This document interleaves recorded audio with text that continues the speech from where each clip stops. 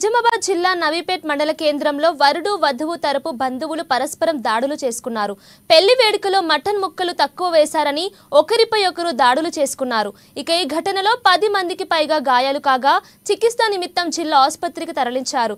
ఇక సంఘటన స్థలానికి పరిశీలించిన పోలీసులు 19 మందిపై కేసు నమోదు చేశారు.